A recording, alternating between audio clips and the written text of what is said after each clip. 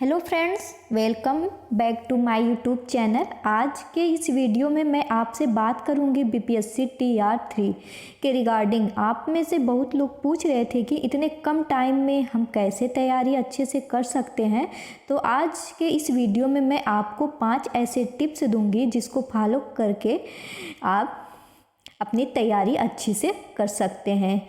तो वीडियो की शुरुआत करते हैं। सबसे पहली टिप्स अभी यह है कि आप प्लान योर डे। सबसे पहले आपको एक प्लान बनाना है कि अपने कितना आपको पढ़ना है, आपको अगले दिन क्या पढ़ना है, कौन सा टॉपिक शुरू करना है, कौन से टॉपिक को शुरू करना है और कौन सा टॉपिक को नहीं करना है। आपको पहले इसका पता कर लेना है, तभी आप अपने दूसरे वाले दिन एकदम अच्छे से यूटिलाइज कर पाएंगे। बाद में हमारे साथ क्या होता है कि हम कुछ ऐसी चीज़ें पढ़ते हैं जो हम पढ़ नहीं पाते हैं। ठीक, तो हमें जो चीज़ हमें मतलब रिवाइज हमें करना है, यानी जो चीज़ हमें तैयार है उसे नहीं रिवाइज करना है, और जो चीज़ हमारा तैयार नहीं है उसको आपको अच्छे से पढ़ना है।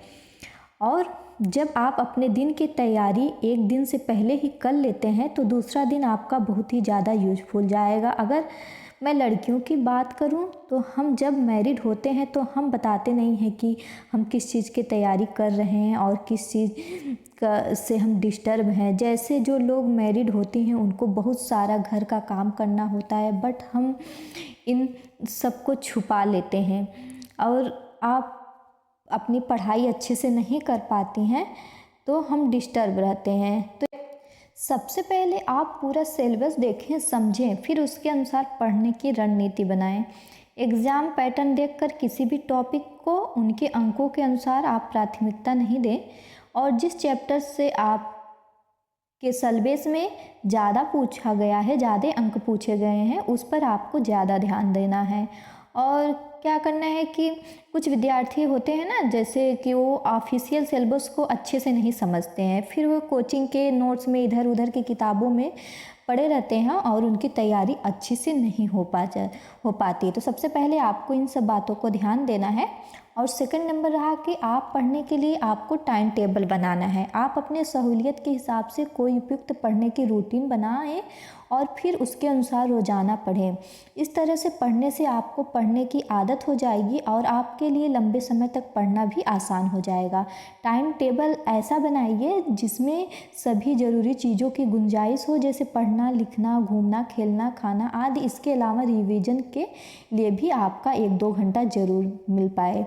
तो इस तरह आपको रूटीन बनाना है। और तीसरा है आपको स्मार्ट तरीके से अध्ययन करना है। कोई भी काम मुख्यतः 2 तरीके से किया जा सकता है। पहला तो हार्ड वर्क, दूसरा स्मार्ट वर्क। अगर आपको बीपीएससी टीचर परीक्षा 2024 का एग्ज़ाम देना है तो आपको हार्ड वर्क से ज़्यादा स्मार्ट वर्क करना ज़्यादा ज़रूरी है। अब आपको एक जायज़ सवाल यह हो सकता है कि किसी परीक्षा की तैयारी में हार्ड वर्क और स्मार्ट वर्क क्या होता है।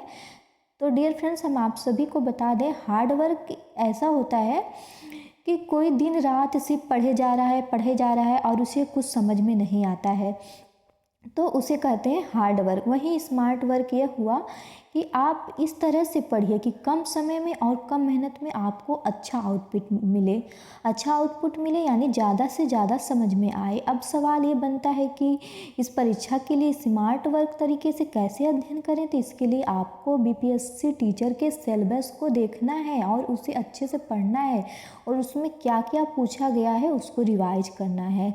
और चौथा टिप्स है कि आपको प्रैक्टिस प्रश्न को हल करना है। जितना ज़्यादा आप प्रश्न को हल करने की प्रैक्टिस करेंगे उतना ही ज़्यादा आपका उत्तर लेखन का अभ्यास होगा और आपके लिए एक अच्छा उत्तर लिखना भी आसान हो जाएगा। ऐसे में आपको प्रैक्टिस करना है। और 5वां टिप्स है कि आपको मॉक टेस्ट देकर अपनी तैयारी का आकलन करना है। तो हमने आपको 5 टिप्स बता दिया कि आप बीपीएससी 3.0 की तैयारी कैसे कर सकते हैं और आपको क्या क्या करना है। तो thanks for watching. I hope कि आप लोगों की यह वीडियो पसंद आई होगी।